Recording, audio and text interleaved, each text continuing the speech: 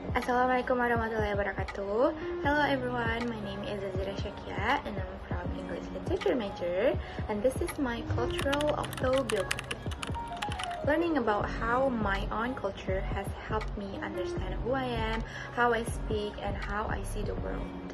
I grew up in Indonesia, a place with so many traditions and languages, so culture has always been part of my life. In this autobiography, I will talk about the cultural groups I am part of, the values I learned growing up, and how my culture shapes the way I communicate, and the moments that made me more aware of my identity. And I will also share how meeting people from other cultures helped me understand myself better. So, shall we begin? So, I was born in Indonesia and I come from the Minangkabau ethnic group. The Minang culture is unique because it is matrilineal, which means family lines and inheritance follow the mother side. I grew up in a Muslim family, so religious values have also shaped the way I behave and see the world. As a Gen Z individual, I'm also influenced by modern culture, especially through social media, trends, and digital communication. At campus, I'm part of a film and photography organization, and this community exposes me to creative people from different backgrounds, and also influence the way I express myself. Because of these different cultural groups, Minangkabau, Muslim, Indonesian, Gen Z, and my creative community, I see myself as someone shaped by both traditional and modern influences. Next. So, the next topic is about the values or habits shaped by my culture. In my culture, respecting older people is very important. When I meet someone older, I usually greet them with a handshake or a polite smile and salam. I also try to keep my tone soft and avoid raising my voice. This is something I learned since childhood. In my Minang culture, we also have a traditional way of eating. It's called makan bajanga. It is also a communal meal usually done during traditional or religious events. The food is placed in a large tray in the center and everyone sits around it. The rule is to let the older people start first, and you can only take the dishes directly in front of you. You are not allowed to reach far. And this tradition teaches respect, togetherness, and self-control. In Minangkabau culture, there is a communication concept called Kato Nan Ampek. It teaches 4 types of speaking styles based on who we are talking to, like someone older, someone younger, someone the same age, or someone respected. It reminds us to always speak politely and choose the right words. Because of this cultural background, I tend to be careful when speaking to new people, especially those who are older. I also value small talk, politeness, and emotional awareness in communication. At the same time, as a Gen Z student, I also learn modern communication styles from social media.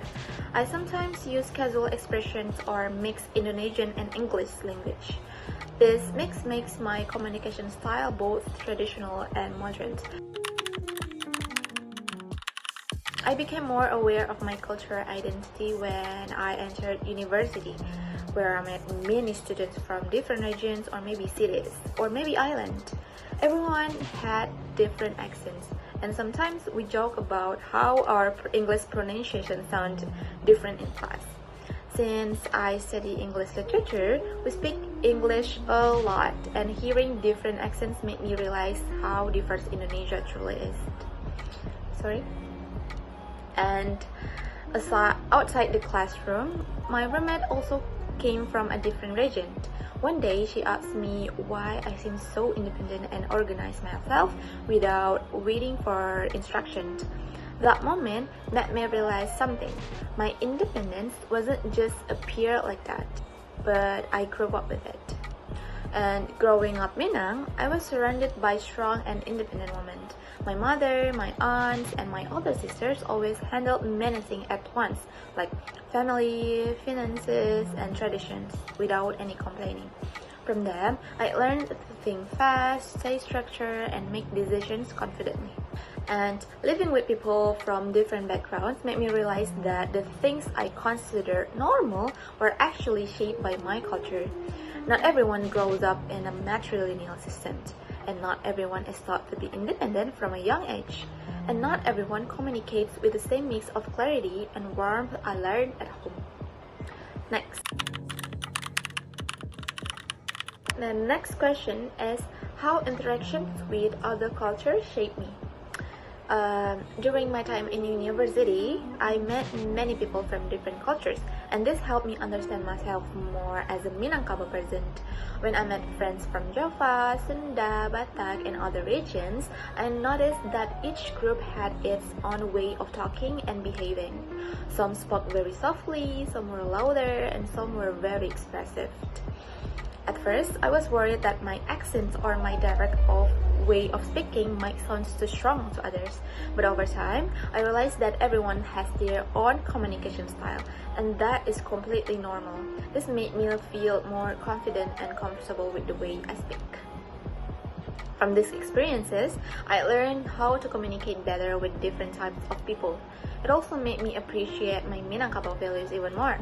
Meeting other cultures didn't make me lose my identity. Instead, it helped me see which part of myself come from my culture and why those parts matter. Now, I feel that being Minangkabau is something that gives me strength, especially when I meet new people or face new environments. Well, I think that's all from me for today. Thank you very much for hearing me. Assalamualaikum warahmatullahi wabarakatuh.